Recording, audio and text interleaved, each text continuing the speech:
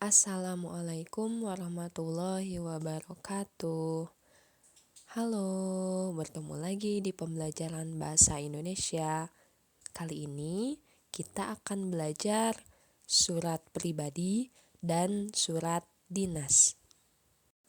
Kompetensi dasar yang harus kalian capai di pembelajaran kali ini yaitu kalian harus mampu mengidentifikasi informasi, bisa berupa kabar, keperluan, permintaan, atau permohonan yang terdapat pada surat pribadi dan surat dinas. Kemudian, setelah kalian mampu mengidentifikasi informasinya, kalian harus mampu menyimpulkan isinya, apa yang ada di dalam surat pribadi dan surat dinas tersebut. Baik, di sini Ibu punya satu contoh surat, akan Ibu bacakan. Jakarta, 10 Januari 2022.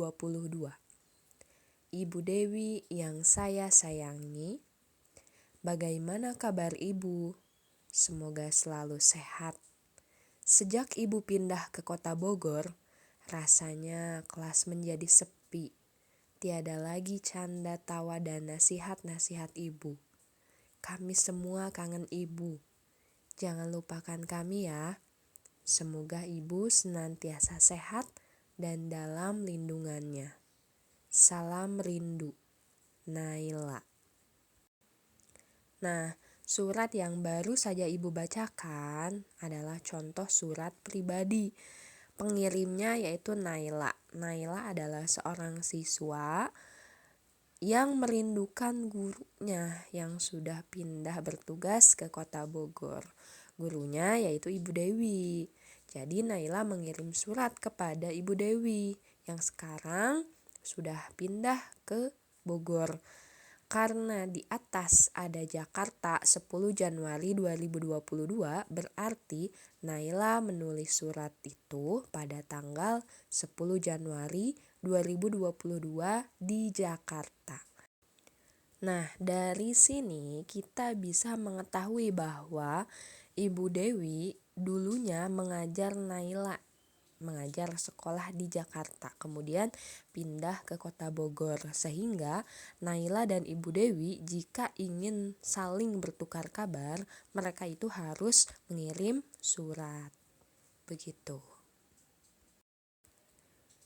Dari contoh surat pribadi tersebut, kita bisa mengetahui bahwa surat pribadi adalah bentuk komunikasi tulis atau surat menyurat yang dilakukan oleh seseorang kepada orang lain sebagai pribadi, bukan sebagai wakil atau urusan yang berkaitan dengan kelembagaan, kedinasan, atau yang bersifat resmi.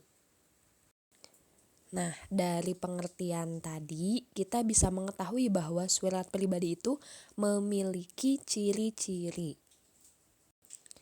Yang pertama, surat pribadi itu antara orang pertama sebagai pengirim dan orang kedua sebagai penerima. Dari surat tadi, contoh surat yang tadi Ibu bacakan, orang pertama sebagai pengirimnya yaitu Naila, seorang siswa.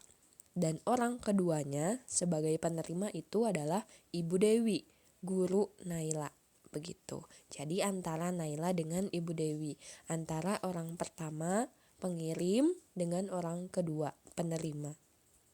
Nah, yang kedua ada tanggal, alamat, pembuka, pendahuluan, isi, penutup, ada nama pengirimnya, dan ada tanda tangan. Biasanya di surat pribadi ada yang menggunakan tanda tangan.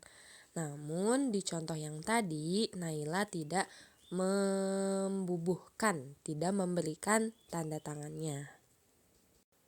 Kemudian yang ketiga itu berkaitan dengan masalah pribadi. Tentu saja surat pribadi itu berkaitan dengan masalah pribadi.